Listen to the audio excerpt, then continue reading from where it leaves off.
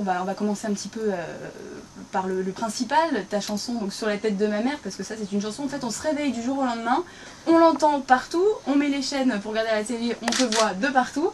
Donc comment est-ce que ça a commencé l'idée de cette chanson, raconte-nous un petit peu aussi tes débuts, tiens. Ok, alors mes débuts, pour commencer, j'avais une dizaine d'années, donc j'étais super jeune. J'ai sorti mon premier album en 2005, qui s'intitulait Les derniers seront les premiers. En 2007, j'avais sorti Mentalité pirate. Et en 2010, on revient avec un album frais et lourd, L'effet miroir, dont le premier extrait est Sur la tête de ma mère.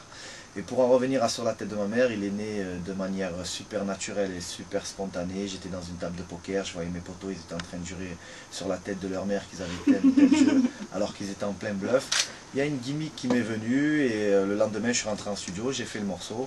On l'a balancé sur le net, il y avait de bonnes réactions, on a fait le clip, il y avait beaucoup de réactions aussi, et du jour au lendemain il s'est retrouvé en radio. J'ai invité plein de potos que je connaissais, notamment Alonso des Psychas de la Rime, Wahid du Jamel Comedy Club, il y a eu Patson. J'ai invité Léa, elle s'est ramenée avec cette fameuse Émilie, que je ne connaissais pas vu que j'étais pas trop télé-réalité. Ouais.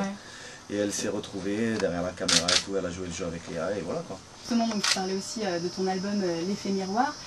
Dans quelles conditions est-ce que tu l'as écrit? Combien de temps ça t'a pris pour l'écrire? Tes inspirations un petit peu pour cet album? En fait, si tu veux, j'ai pris beaucoup mon temps à le faire parce qu'en fait, j'étais beaucoup en concert après Mentalité pirate parce que moi je suis un artiste de scène, je défends mes albums sur scène et je suis souvent en concert. Donc j'ai mis un peu de temps.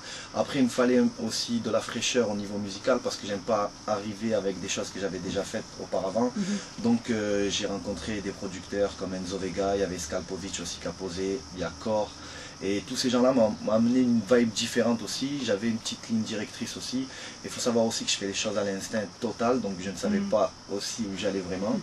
Et voilà, il y a eu des morceaux magiques comme Sur la tête de ma mère, comme Tireur de coups francs. Et après aussi dans l'album L'effet miroir, il y a aussi beaucoup de morceaux profonds, parce que les gens connaissent Sur la tête de ma mère. Il y a même des gens qui ont connu l'Algérie grâce à ce titre, mais ils ne savent pas qu'avant ça on avait fait des morceaux un peu plus, on va dire, sensés, un peu plus profonds. Et dans cet album-là, il y a de tout en fait. Ouais, justement. Il y a un morceau très fort qui parle d'un jeune qui est dans un quartier, qui au départ dévie, se retrouve même dans le grand banditisme et tout, et qui après pour la peine, au lieu de le faire terminer en prison ou à la morgue, on l'a bien fait finir avec une issue un peu plus positive, qui nous sort un peu de ces clichés, parce qu'il faut savoir aussi que dans les quartiers, il y a des gens qui dérapent à un moment donné, mais qui s'en sortent aussi dans la vie.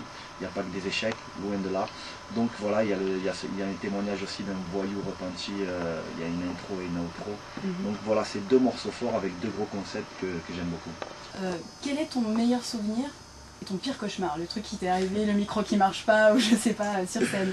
En fait, moi franchement, sans prétention aucune, ça se passe toujours très bien sur scène grâce à Dieu, tu as vu. Mais c'est vrai qu'une fois j'ai failli me manger, j'ai failli tomber, tu as vu, j'avais un micro à feed, je me suis emmêlé un peu.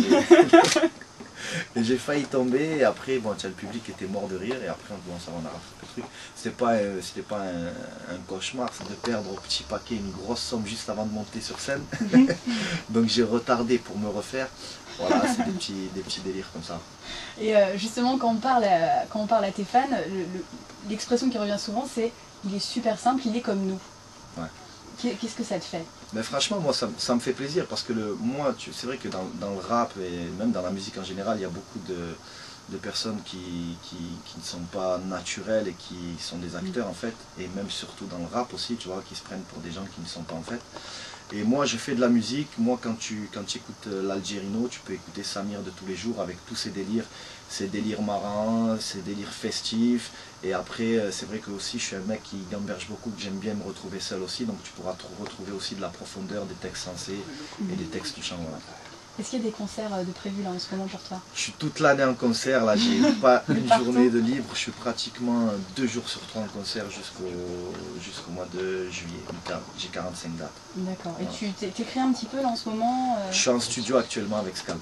D'accord, voilà. Pour un nouvel album ou pour des inédits, j'aimerais bien rééditer aussi l'album pour la rentrée septembre, et en même temps je commence à faire un autre album. D'accord. De perdre au petit paquet une grosse somme juste avant de monter sur scène. Donc j'ai retardé pour me refaire. Voilà, c'est des petits délires comme ça. Et justement, quand on parle à tes fans, l'expression qui revient souvent, c'est il est super simple, il est comme nous. Ouais.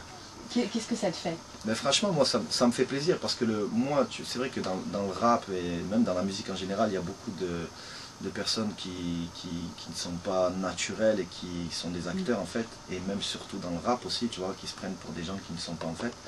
Et moi je fais de la musique, moi quand tu écoutes l'Algérino, tu peux écouter Samir de tous les jours avec tous ses délires marrants, ses délires festifs, et après c'est vrai que aussi je suis un mec qui gamberge beaucoup, que j'aime bien me retrouver seul aussi, donc tu pourras retrouver aussi de la profondeur, des textes sensés et des textes touchants. Voilà.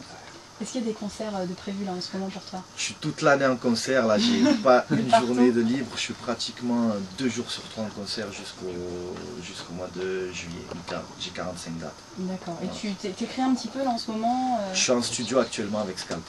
D'accord, voilà. Pour un nouvel album ou pour des inédits, j'aimerais bien rééditer aussi l'album pour la rentrée septembre, et en même temps je commence à faire un autre album. D'accord. Bon. J'en écoute tous les jours en fait des chansons, mais je ne saurais pas te dire laquelle. J'ai été en studio avec Scalp, il m'a fait écouter, mais c'est pas une chanson connue. Bon, je vais faire un peu de pub à Scalp, il y a une artiste qui s'appelle Indila, il m'a fait écouter un track, c'est tout simplement extraordinaire.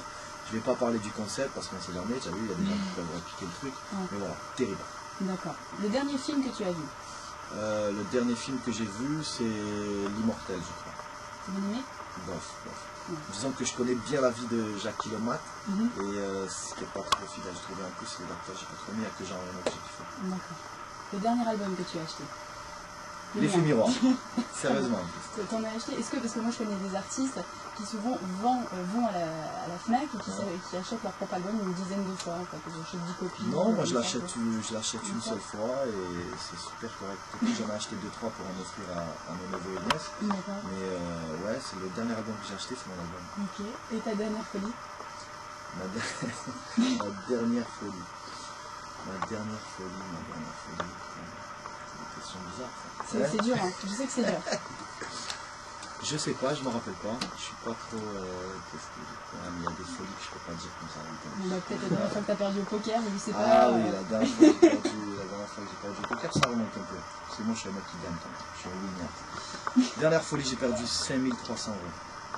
Ah d'accord. Ouais. Ok. Bon, bah écoute, merci.